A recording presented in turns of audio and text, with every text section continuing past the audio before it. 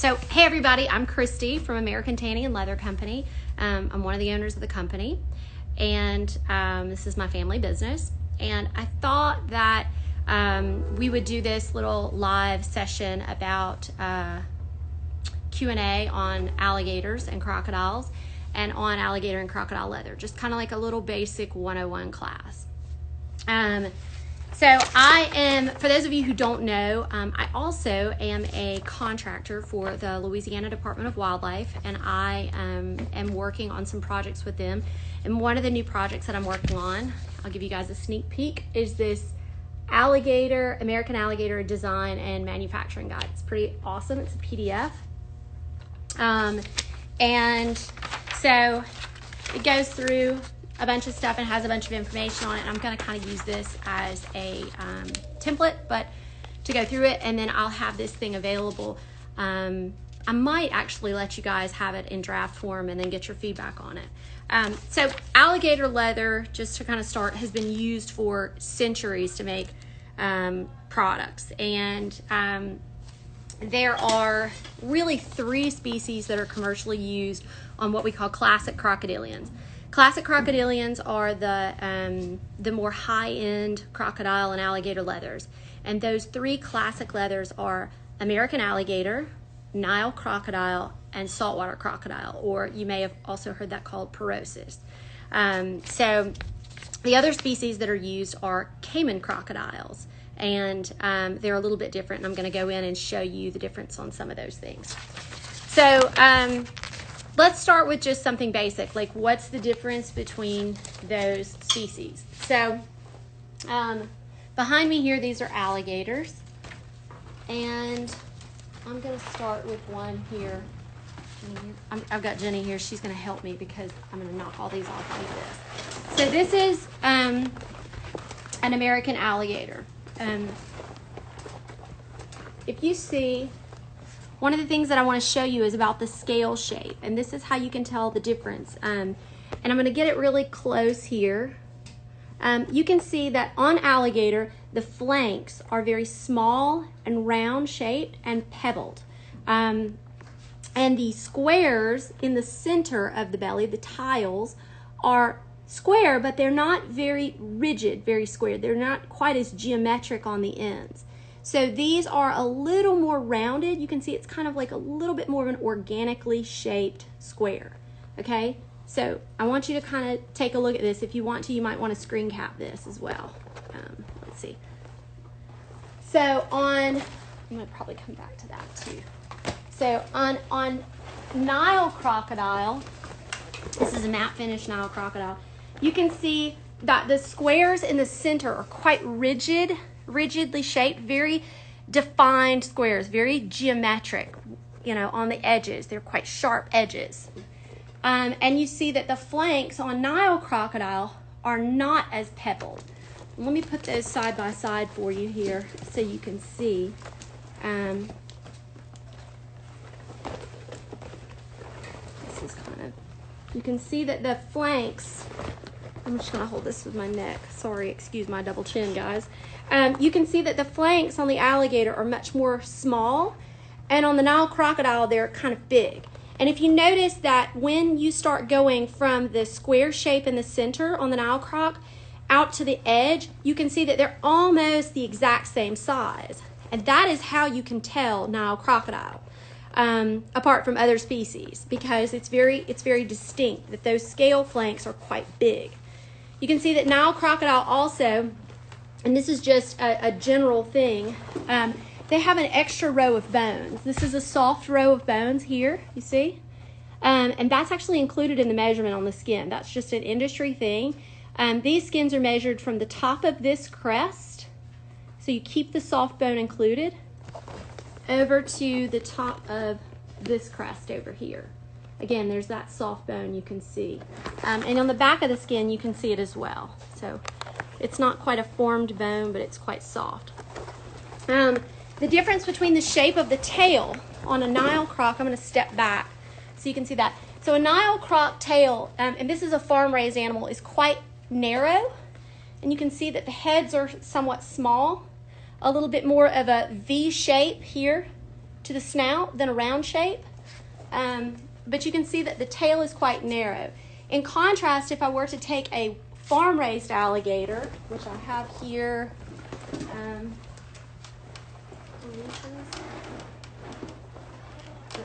here, just to show you the difference in the tail. So this is a farm-raised Nile croc. This is a farm-raised alligator. They're not much. An alligator has a much wider tail, big guy. So look at the difference between those two. So I want you to see that. That's a farm-raised alligator on the bottom and a Nile croc on the top. And these haven't. This one hasn't been trimmed, which is why it's a little messy looking. And again, here you go, farm-raised alligator. You can see this is a little bit bigger skin, but you can see again, you know, when you start to transition, the more organically round shape of the center square. And when you start to transition, you get those pebbled flanks. And again, just to show you the difference, I'm just hold it on my neck here again, sorry. You can see the difference in the shape of the center scales. You see how more organically shaped. I'm trying to get up above these comments, guys, so you can see that. There's the difference. All right, so that's how you can tell the difference between alligator and crocodile. So one of the other things that you will notice on crocodiles is something called an ISO. I'm trying to find a glazed finish Nile crocodile here to show you what that is. Here we go. Okay, here we go. So this is a Nile crocodile as well. Again, you can see that the transition size from the center to here, it's about the same, and you see that extra row of bones there. So I'm trying to get up close on this. If you can see, do you see the little dot at the bottom of the scale? Maybe you can see it if you kind of zoom in. I've got another one here. Where's that other Nile croc? I've got another one. It's under here, Jimmy. Hand it to me. Try to find one that you can see it a little bit better. Please. No, it's matte. That's there. This is a matte finish one. You might be able to see it a little better. Yeah, you can. You can see the little dot at the bottom of the scale. So that little dot is called an ISO. And it's called an intersensory organ, I think is what it's called. Let's see, I've got it written down here, yes. Let's see. It's a long word and I can't pronounce it, but it's called an ISO. It's like an interargumentary something. Now, what it is, I mean, there's a reason biologically that they have them, these little dots. It's basically like a little sensor to sense waves and motion, movement in the water. I've seen on some websites that people have written that that it's a hair follicle. It's not a hair follicle. Reptiles don't have hair, so it's just a sensory organ, but it's quite pronounced on Nile crocs and on Porosus crocs. And there you go. You can see it. If you see that little dot, you can know that it is a species of crocodile, but you may not know exactly which one it is. All right, so I'm going to go into telling you the difference between Nile and Porosus, and then alligator and Porosus. Let's see. I want you to help me here, Jin. All right, so I have a couple of Porosus here. And the first thing I'm going to do is I'm going to show you again on alligator and Porosus. Okay, so remember how I told you that alligators have the small pebbled flanks here? You can see? Well, their Australian cousins also have the small pebbled flanks. Can you see? Maybe if I can get one. That's kind of a big skin. But you can see that these have quite small pebbled flanks. I'm going to back off. So they're both the same. But a Porosus has these nice geometric, very squared off squares, like the Nile. Okay? So remember, if the scale shape is a very like rigid geometric square, that is, and it has a little dot, that is a crocodile. And then you can look at the flank shape and tell which species it is. And so I'm going to go back here on a matte finish Porosis and this matte finish Nile and show you the difference. And Porosis, you can see this is quite a big skin. One of the things that they're known for is having quite small scales compared to the size of the animal. So that's one of the things that they're quite known for. All right, so there you go. Trying to get through this here to show you the difference on the scale pattern. So again, the very geometric pattern on the center, but look at the size of the flank. Now you got to know that this is like a 50-something centimeter skin, and this is like a, low 40. So, but you can tell, you see that it's very different. I hope you guys can tell. But that's the difference between Porosis and Nile. So I'm going to look and see if any of you guys have asked any questions just along the way, okay? No, we've not had any. Okay. So, again, for croc, you're going to look for that little dot, that ISO, which is a sensory organ. Alligators don't have it. And then you're going to look at the flank shape to tell you what species it is and how big those squares are. We briefly touched on Cayman. So Cayman is, this is what we would call a flank. This is a Cayman flank. The flank shape of the scale is quite different. So if you look at this, you can see, and I say it kind of looks like a little spider webby in between. On this, you see all the little striations and the little lines on that. That is how you can tell that it is Cayman. And a lot of people label belts made out of this as crocodile. It is not the same. It is not the same price point. This is a much less expensive piece of leather than a Nile crocodile or a saltwater crocodile.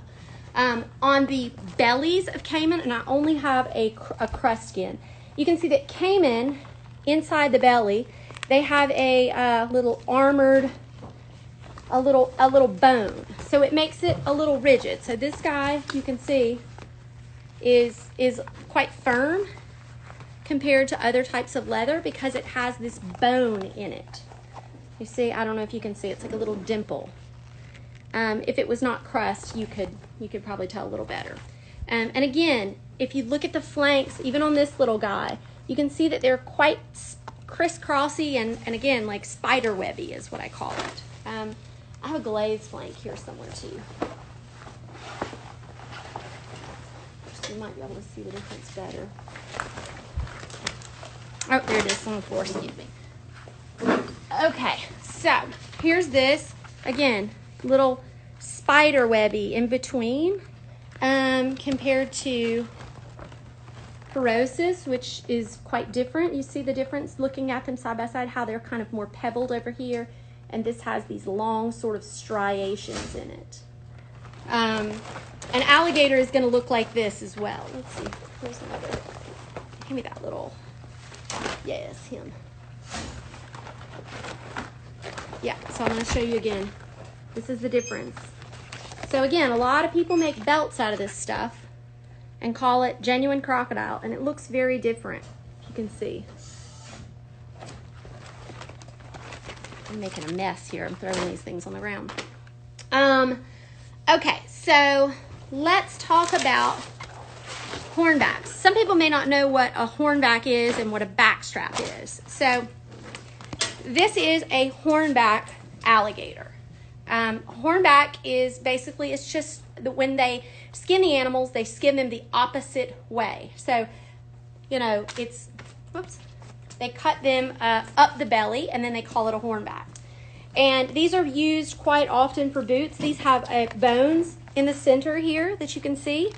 And then these are used quite a lot for Western boots. And you can make from the tail or the belly. So one of the things that you can easily tell a Nile crocodile from an alligator hornback is you see these Nile crocodile, this is a Nile, this is an alligator. At the bottom of the tail, you see the difference? The alligator has a more like a fin on the top, and the crocodile does, but it's way down at the bottom. It looks totally different. See the V? So this one is croc, Nile croc. This one is alligator. The scale pattern on the head is also different. Alligator have 2, 2, 2. That's the row of bones, 2, 2, 2. And Nile croc have 4, 2. See the difference? And 4, 2, 3, actually. No, 4, 2, 2. So that's the difference. This one's alligator. This one's Nile croc. All right. Now, back strap. I'll put a back strap on here. A back strap is just the center of the piece of the back that is cut out during skinning. This one happens to be, if you guys can guess it, remember I showed you the Nile croc? This one is Nile croc. So this has the crown on it as well. You see 4, 2, 2, Nile croc. Very rarely are alligator back straps available in the market because they don't flatten out like this, so these are quite nice. The Nile croc ones typically make a better back strap, or Perosa's back straps are even the best in my opinion. It's very, very difficult to find those. So there you go. These back straps don't have tags on them. They're considered to be a skin piece, but they actually do, on CITES permits, have to be tied back directly to the original tag number of the skin that it came off of. Because this came from, if you were to take a skin, for example, and imagine what the animal shape looked like, this came from this piece right back here. So the belly would be here on this side, and then this would be down the back. So that's a back strap. So you got a belly, which is the most commonly used. You've got a hornback, and then you've got a back strap. Those are the 3 different cuts of the leather.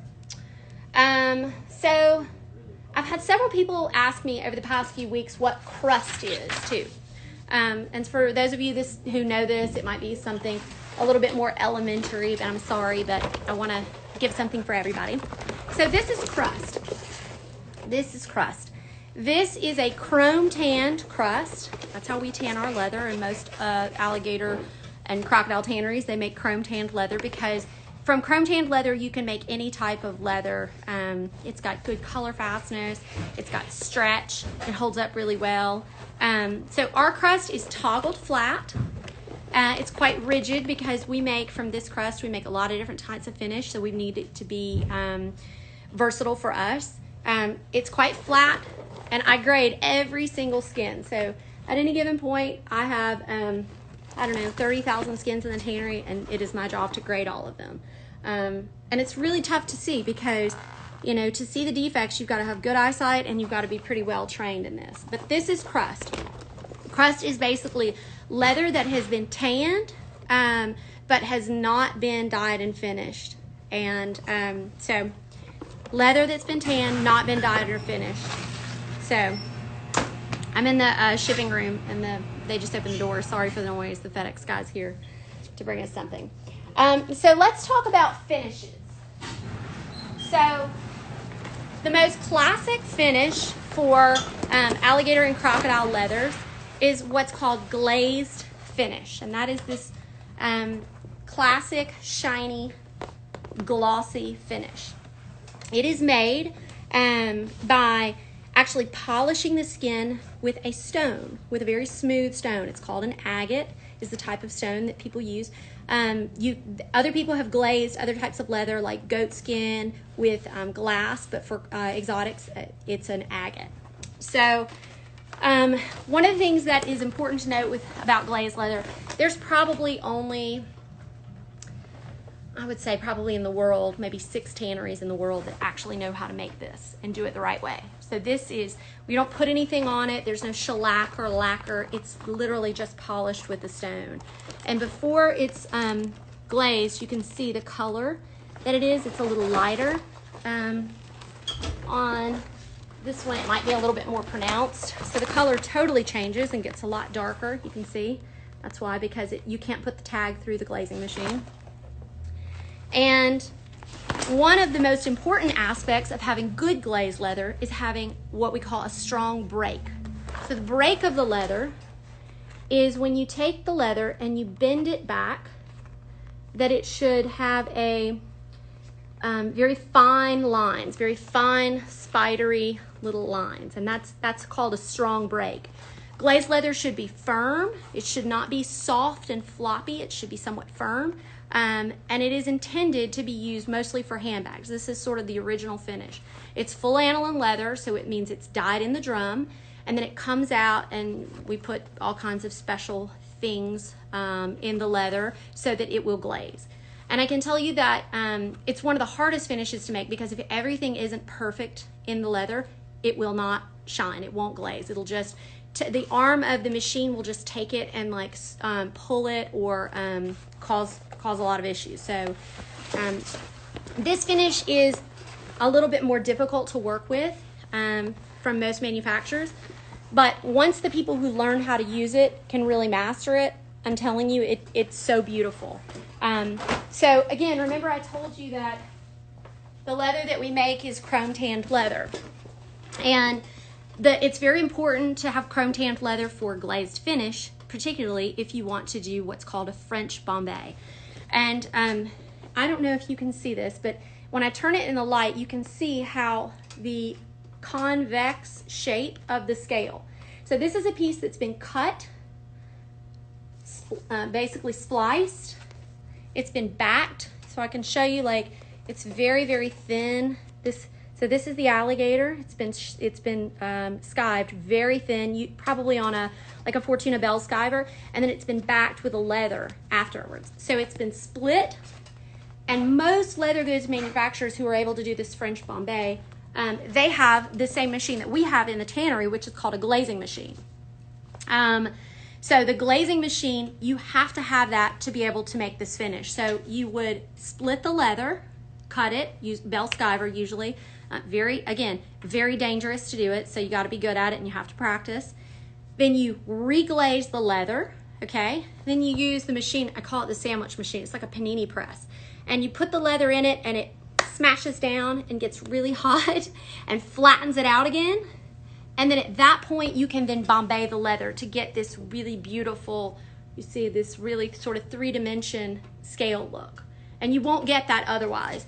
And this can only be done after you've split the skin. So while we Bombay our skins a little bit, we don't do it, you're not able to get as much. See the difference? How beautiful this is? I mean, I'm not saying this is bad, but it's a lot better once you've split it, because the chrome in the leather, what the Bombay is basically it's the chrome in the leather shrinking. So once you've split it, reglazed it, pressed it flat, then you put it on a heat plate. So something with a dry heat source underneath it, like you could use, I've seen people use a gas stove and have a hot plate. You know, we have like special things like heating elements here that we do it in the tannery, but you do that with heat. And what it is the chrome in the leather shrinks. So when the chrome in the leather shrinks, it makes that beautiful convex shape, and then you need to back it with something to hold that shape in place. And some people use cork. I've seen them cut individual pieces of cork out to reinforce that. But again, this is something that very, very few people in the world even know how to do or do anymore. I would love to see it come back. The guy who's like the master at it is a guy by the name of David Weber. He is, and he's the person who actually showed me about all of this stuff a long time ago when I first joined our company. But he's like in his 80s now, but he's one of the few people that actually knows how to do it. But again, beautiful. Okay, so that's glaze finish. Matte finish, or we call it our desert finish. That is our name for it, American Tanning's name for it. Other companies or other tanneries might call it safari finish, or they might call it just soft matte finish. So this is matte finish. Our matte finish is, again, it's an aniline leather that is drum dyed, so you can see deep into the leather. So I think that, you know, if you notice, like skins that are made for watch strap production, they're quite pigmented in finish, they're not as transparent. So our goal is always to try to make very transparent leather. You see more defects, but it's more natural. So it's like the difference between, like, you know, a woman who you see that has a really beautiful skin, or the ones who just cake a bunch of makeup over it. That's what it is, the difference to me. So I personally prefer something that's quite transparent. So, oh, while I'm thinking about it, glaze finish cannot get wet.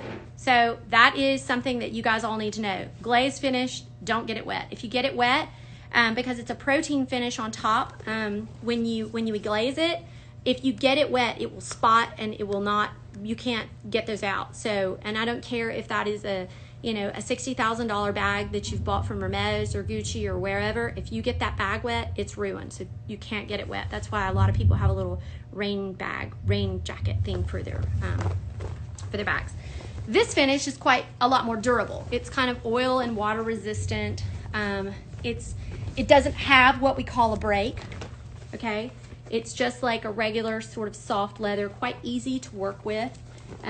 So if you're a beginner, matte finish would probably be an easier leather for you to work with than glaze finish. It's just something to sort of work up to. But this is matte finish, desert. And Millennium is sort of in between the two.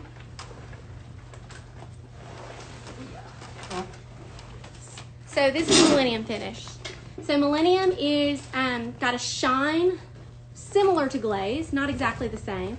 It's a little softer shine, but these skins are quite soft and pliable, a little bit more like matte, kind of in between. And the break on these is nearly nothing. I don't know if you can see this, but when I mean, you basically can see it. So this finish was developed specifically for people that make bags and they want a shiny bag that they have to produce and make it inside out and then flip it over. So that's what this finish was made for. You can use it for anything, but I would really recommend it more for bags, small leather goods, belts. Belts it's great for because, again, you know, where you get that wear, that break, and how, like, you know, the first time you put a belt on and you pull it back and you start to see those sort of wrinkles in it, you don't with Millennium Finish. So it's great for belts. I don't like it as much for boots because for boots you do wet those and you wet last those, and this has a finishing chemical or material on top. I hate to use the word chemical, it seems so abrasive. Leather enhancer, we'll call it. So this has a material that we put on top, and this is plated. So on Millennium Finish we have to remove all of the legs because if you can see, they get kind of smashed down in the machine. So we don't want that. We want as little of that as possible. So we cut all the legs off the fork. And again, we have to, on Millennium Finish, we have to cut the tail as well, because this thing goes through something like a steamroller press, and to be able to make this finish. And then, so it's quite flat, but you can go back and you can Bombay it a little bit with a little heat if you feel like it's too flat. So once you cut your piece, put a little heat under it, and you'll get that sort of relief. So that's Millennium Finish, okay? And then here is this is Nubuck Finish. So Nubuck is like a suede finish. So it's got kind of like a very fine nap. It feels like very velvety. You can sometimes even write your name in it or whatever. So this is Nubuck Finish. This, again, we have to cut the legs on these as well because we make our Nubuck mechanically. So this is done with a machine. It's a buffing machine that just takes the very top and just snuffs it just so finely. And you can't really do it with a sanding machine. You have to do it with something called a buffing machine. We've tried. So that's the way you make this. This can also be made in the drum. So some people, some tanneries make it chemically, and they use a chemical to sort of abrade that top grain of the leather off. But it is a very, very dangerous operation, and you can melt skins by doing that, like literally melt them. You open the drum and it's just the tags in there. So we don't do that. We just do it mechanically. So that's Nubuck Finish. Let's see. This is a finish called Ultra Matte. So this one happens to be a garment skin, but you can see it is very, very matte, and it's got an oily finish on it. Or we've got one called Sport Matte that's a little bit heavier that you might see from time to time. So here's the difference between that and our normal matte finish. You can see this one's quite matte, and this one's got a little shine. This one's our desert finish. This one's our ultra matte finish. This one's garment as well. Let's see. So this is our garment leather, just our normal garment leather. This one's a little bit firm actually. It should be softer than this. But and this one's I just picked up a bad one. Is this one even garment, or is this that spec finish that we do? Oh, sorry. This one's not actually garment finish. This one's one that's kind of in between. So I'll go back to this one because this one is garment. So garment finish should be basically like a rag. It's quite thin. You should be able to, oh, here we go. Jenny's brought me one. Thank you. So here you go. So here's one. So it's quite thin, and you can just bunch it up in your hands. And it is called garment finish because it is meant to be used to make garments. People always ask that. So this garment finish is thinner and softer than regular finish, and it's more expensive. And people sometimes want to know why it's more expensive. Well, a number of reasons. Number one, when we make garment finish, we have to shave it an additional time, and it's very dangerous to shave because skins can bust open, and sometimes it's just the anatomy of the skin of which one busts and which one doesn't. Typically will bust down at the tail. So I tell anybody who's making garments, only use the top maybe third of the tail. After that, don't use it because it can be weak where the skin was shaved very thin. The other thing is we use more expensive oils on these, so it's more expensive for us to produce. And then finally, because at the end, we mill the skins in a drum. So milling is tumbling to make them soft. And when you mill leather, you use a little heat and they shrink. So we lose centimeters on these. So that's why they're more expensive. So that is garment leather. This is a new finish that we just developed. This is a two-tone Nubuck finish. So it's Nubuck, so it's got that sort of velvety feel, and it's a two-tone color, and we call this one Outlaw. And you can be done, I guess, with any color. This one's cognac with black. It's pretty cool looking. So again, you can see we've had to cut the legs. They're gone because it has to be buffed, and that is our Outlaw finish. So let's talk a little bit about wild versus glazed alligators. So as a very good reference for you guys, I have a little skin, and you can see quite easily the difference. So this is a farm-raised American alligator. One of the telltale signs of a farm-raised animal is that it has got a little bit of a round belly shape. If you can see, it's kind of round because he was fat. And he's got a really wide tail, which is normal on a farm-raised animal. And this is a wild skin. This is a wild alligator. You can see that he's longer in the belly. I'm gonna hold that back. You can see the difference. And if you put them on top of each other, you can see that the tail on the farm-raised animal is a lot wider, typically a lot better. So, yeah, these are the same size, about the same size skins, not quite the same. But even this, if it's a wild animal, it's going to have a much thinner tail. It's got a longer body as well. I don't know if you can see that. So the body is longer on a wild skin as well because they've just grown slower because they don't eat every day. Farm-raised animals eat every day.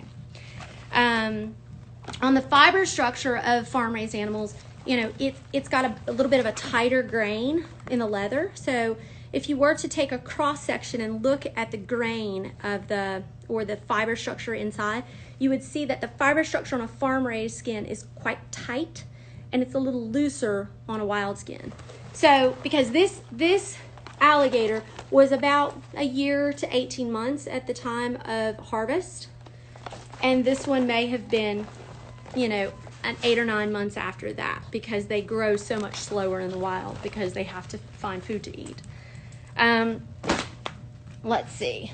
I want to go through a few other things. I'm just kind of going through this. Sizes of skin. So on wild skins, you will have typically the average size of a wild alligator is 40 to 50 centimeters. 47 centimeters really sort of like the average size, which is about 7.5 foot long. That's the average wild alligator. They will get up to, I think the biggest alligator that we have bought in Louisiana is, you know, in the high 12s, like 12'7", but like you won't see an alligator that's going to be 15, 16 feet. So when anybody tells you that there was an alligator that was 15 or 16 feet, it didn't happen. There's not any that big. I've never seen one. Maybe a state record might be 14 something, but that's very, very big for an alligator. There are occasionally some wild Nile crocodiles that are culled as part of a management program, and those animals can be 16, 17 feet long. They get big. So the same thing with porosis as well. So wild skins, the average wild skin is around 40 to 50 centimeter. They do have some wild skins that are as small as maybe 25s to 29s. There's not that many. It's very, very rare. But the law is, so in Louisiana, they catch them on a hook, and whatever you catch, you have to actually take.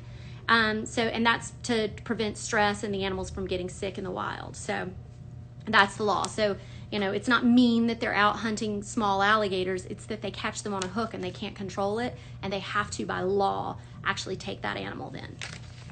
Farm raised is, okay, go back to wild. So again, wild animals, wild skins will range from, let's say, 25 to 29 up to 90 plus centimeters, which on both ends of those, it's quite rare to have them that big. So these giant alligators that we have, we might, out of like, let's say 7,000 skins that we buy in a season in Louisiana, we might have 300 that are big like that are, let's say 80 and more, or 70 and more, let's say.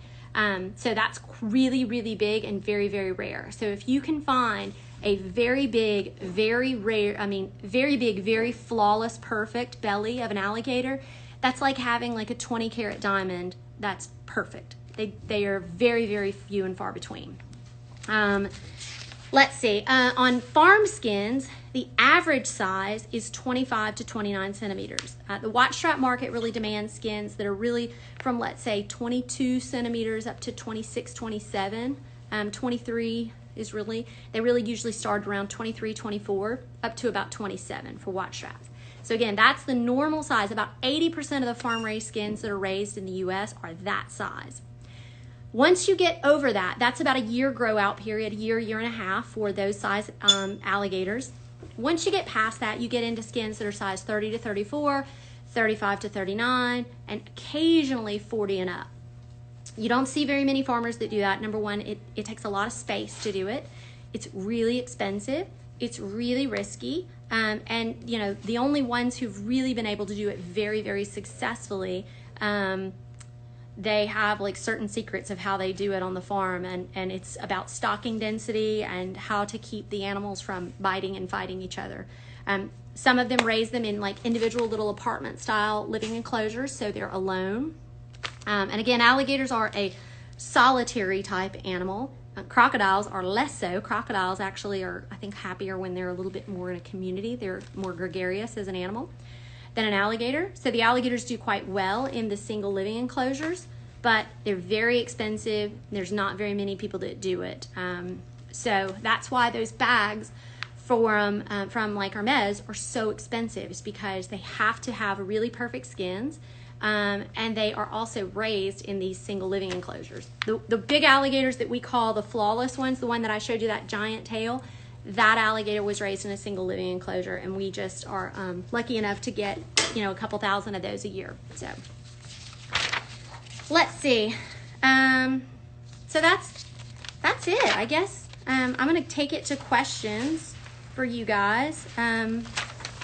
So let's see. Oh gosh, we got a lot. 16 questions. So let's pull some of these up. Sorry, I flipped the camera around. My bad. Okay. What species do you recommend for footwear? It depends. I mean, you know, most people are using alligator because, again, for footwear, for men and women's footwear, it's typically you use sizes 25 to 32, 33 centimeters. So it's small skins. Most of the time people use farm-raised skins for those sort of matched pairs. And for a pair of shoes, you would use, 2 skins, one on each foot.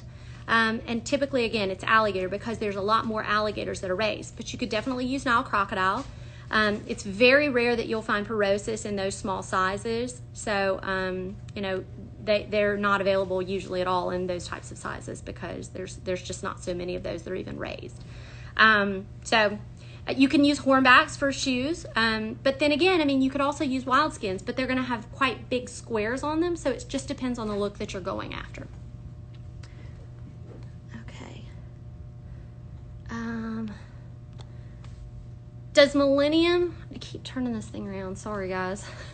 Does Millennium resist oil and water like desert? Yes. Millennium is kind of like almost waterproof, to be totally honest. I have some bags that are made out of Millennium Finish, and I really like it a lot because I'm rough on things, and tends to hold its shine a little bit better, and you can wipe it off a little bit more.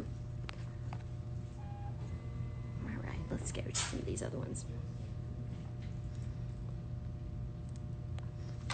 Has American Tanning and Leather ever sold French Bombay belly hide? So that's what I was just showing, that black glazed skin. It's just glazed finish that someone has bombayed, and they came up with that in France, so that's why they call it French Bombay. But you can do it in the US too. You can make it yourself. So again, we bombay every skin that's glazed before it leaves here, because otherwise they're really, really flat and they're ugly. They don't have any dimension. So we bombay a little bit with some heat before they go out, just so they look nice. But glazed alligator is meant to be split, reglazed by manufacturer, and then it's meant to be bombayed as well. So,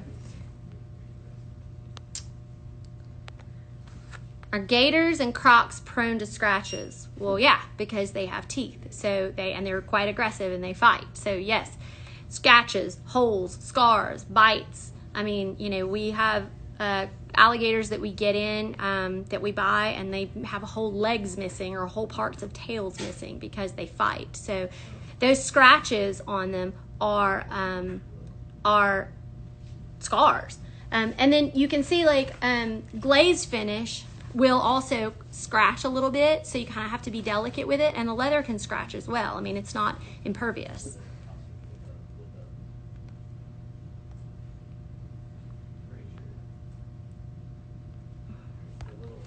Here's a good one. How do we care for a glazed hide? I recommend putting nothing on it. I'm going to say that again. For glazed finish, I recommend putting nothing on it. Clean it with a soft cloth that is not going to scratch the leather. Don't use paper towels on it. So a soft cotton, like a flannel cloth, is the best thing to clean it with. Store it in a dust bag out of use. As you use glazed leather, so if you have a wallet or something like that made out of glazed leather, it's not going to stay that glossy shine. It's going to dull down over time. So it's going to develop sort of a dull, like a patina, almost like sterling silver does. So if you've ever have your mom's silverware, you'll notice if you have a brand new sterling silver something, it's really, really shiny, and then over time it sort of patinas. That's what glazed alligator does. Matte, on the other hand, will get shinier with use. And matte, you can put something on it, you can use, Lucchese Boot has these fantastic leather care kits, which is like a cleaner, and you can clean or matte finish with that. It's great. You can use any type of exotic leather care for it, but you really shouldn't have to do too much to alligator. In my opinion, I think that you should just kind of take care of it. If you do get it wet, if you do get it dirty, you can clean it with something very, very gentle. Test a little place first to make sure the color's not going to come off, because, that could happen. And you want it to air dry naturally, and you don't want it to dry towards any source of heat. So if it does get wet, you want to dry it as quick as dry it off. You want to let it air dry naturally away from heat. Let's see. Oh, this is a fun one. Can you tell us about Himalaya croc? All right, so there's no such thing as a croc in the Himalayas. They don't exist. It's just either Nile crocodile or saltwater crocodile that has been tanned with the markings on them. So I don't have any skins with markings on them here right now, but on the flanks, on the side, they have these markings. And that's natural. Even alligators have them. So if you look at a raw alligator skin, they have these markings on the flanks. And most of the coloration in the alligator or crocodile is actually in the scale, just like the color of my hair. The color is in my hair. So if you were to take me and Jenny over here side by side and shave both of our heads, I mean, they're both going to be about the same color. But she has brown hair and I have red hair. So again, the color is in the scale. And when you make leather, you have to remove the scale during tanning processing. So most of the color goes away. When tanneries make Himalayan crocodile, they typically do it from Nile croc or saltwater croc because crocodiles have stronger markings, like almost like a freckle or pigmentation that's on the skin. So there's a little bit more left there as a guide for the tannery. And then the tannery, after they're tanned, they actually go back and they hand dye that back on there. So you could actually buy the Orion calf dyes if you're really artsy and make your own Himalayan alligator, crocodile, whatever you want. So it's actually done with a dye. All right, let's see. When you say bone, are the bones still in the skin? Yes, when I say bone, are the bones still in the skin? So, yes, but they're called osteoderms. They're bones that are in the skin. So, like the hornback, that ridge down the back, that is a bone. Let's see, maybe that. You want a hornback? No, like that, just that black skin right there is fine because it's small. So Cayman have a little osteoderm that is in the scale of the skin. And it's like a little dimple. It's a bone. It's literally a bone in the skin. You can see on the back, I don't know if you can see on these, but you can feel it. It's hard. Alligators, Nile crocs, and Porosus crocs, they don't have that. Occasionally, older alligators, though, I should say this, on big alligators, they will start to develop bones through their throat and at the top part of their chest.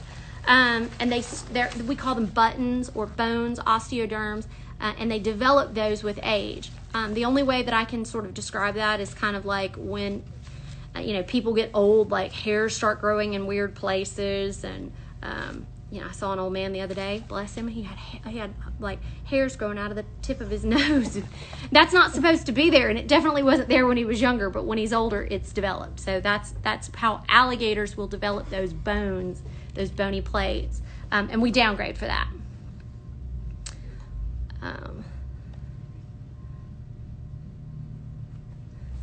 Do most of your millenniums go to big brands? Typically, I've noticed there are less of those available.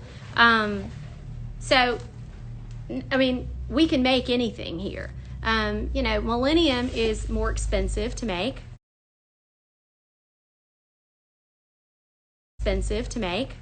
So because we have a special machine that we had to pay, almost $100,000 for by the time we got it here. And we have to use more expensive leather enhancers to be able to make that finishing on the top of the leather. We've got a little bit more labor because we have to cut the legs. It's more expensive. So a lot of people are not willing to pay for that price because it is more expensive, but it's a lot more work for us. The other thing about Millennium Finish is that you have to use really, really nice skins when you make Millennium Finish because of the heating and the pressure. It actually brings all of the scars up. So, if we were to start with a skin and crust that was maybe a grade 3, by the time we finished it in Millennium, it's like a 4 or a 5. So we have to use better skins for it. We're always happy to make it. If any of you guys are like, ooh, I need some certain color in Millennium, like we're happy to do it. Just know that like we can't start with like a lower, like if we start with a grade 4 skin, it's going to be a disaster by the time it's done. And pastels, you even see more than that. So.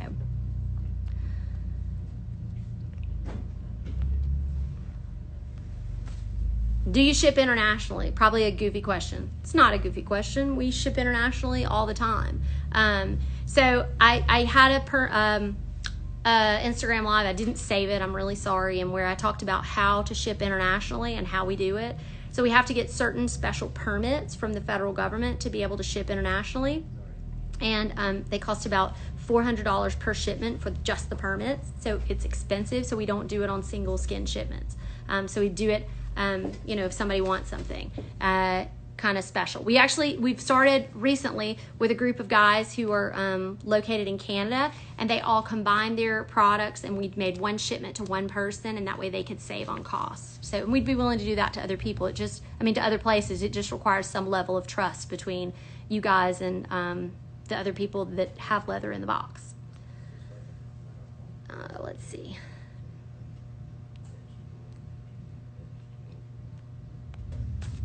Is there a reason why a crafter would want to choose one over the other for different applications? So I presume you're talking about species. So yes, so watch strap makers almost always want to use alligator, American alligator, again, because the tail is wider, it's got a longer belly, and there's more of them in that size that they need, 25s to 29s.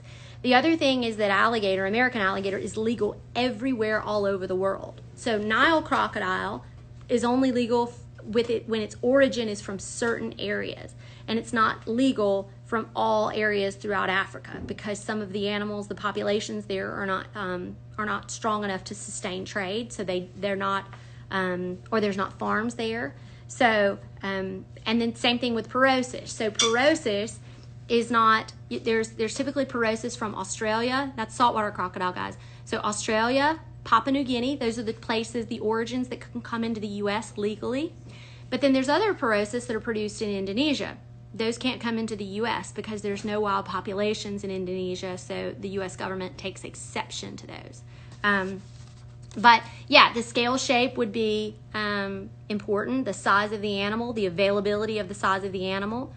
So you wouldn't use porosis for watch straps because you can't find 25s to 29s in porosis.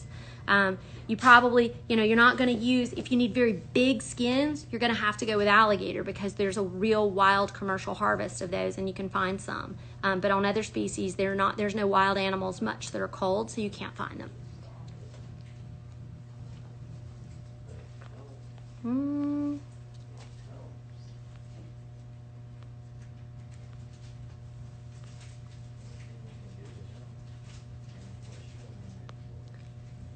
Okay, this is a good question.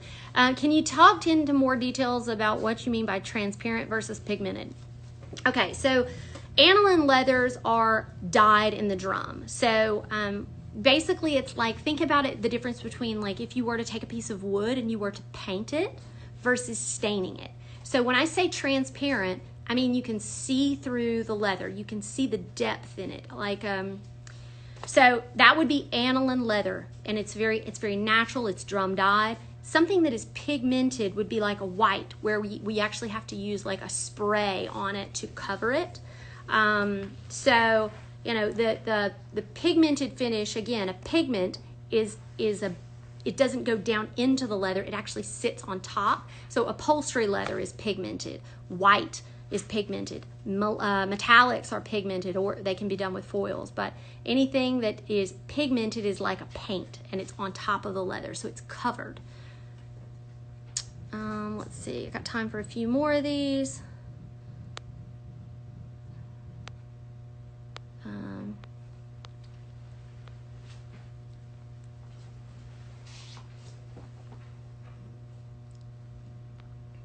I don't know. Let's see.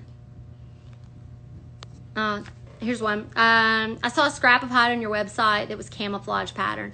So yeah, we've done camouflage patterns. We do that with a dye that is a spray dye, but it actually goes down into the leather. Or we can do it with pigmented dyes that sit on top of the leather, and we kind of use like a stencil kind of thing. Or you can hand do it, like Katie at K&M Leather, who hand dyes our crust with Orion calf dyes. She actually freehands it, and it's pretty awesome.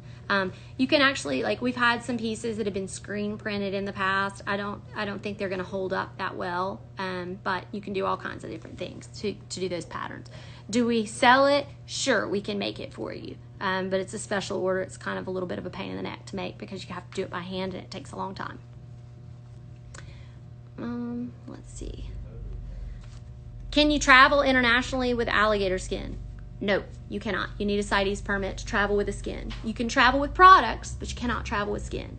You can travel with up to 4 products per person. So that would be a watch strap is 1 product. A pair of shoes is 1 product. A belt is 1 product, and a bag is 1 product. 4 per person, maximum. Anything over that, you're breaking the law. You cannot travel with skins, though. You have to get a CITES permit for skins.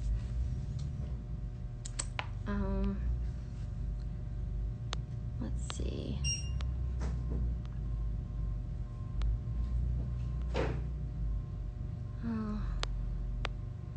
This is kind of a cute one. This is the last one I'll take. What's your biggest joy working with tanning leather? I mean, listen, you know, my family, our background is that we were skin traders. We weren't tanners. We started the tannery because my dad bought the first legal sale of alligators from the state of Florida and Louisiana after they were brought off the endangered species list and available to be sold. And he had planned on exporting them raw to someone in Japan or Germany or whatever. But the export market didn't open up. And so in order, you know, raw skins are not like, I always say that they're not like wine. They don't get better with age. So we had to tan them, and we had to figure out how to do it. So it took many, many years. It took about, so we started in 1980 is when we started the tannery. We were in the skin business since 1923. And we bought skins before alligators were on CITES. And then when they were put on the endangered species list, we sort of had to pause. And then when they came back off, we started back up again, but we couldn't export them because the federal laws in the U.S. and the international export-import laws, the CITES laws, they hadn't caught up with each other yet. So we had a period of about 2 years where we had skins here, but we had no way to legally get them out of the country to get them tan. So that's why my dad started a tannery, and literally he had to figure it out himself. We hired technicians from all over the world.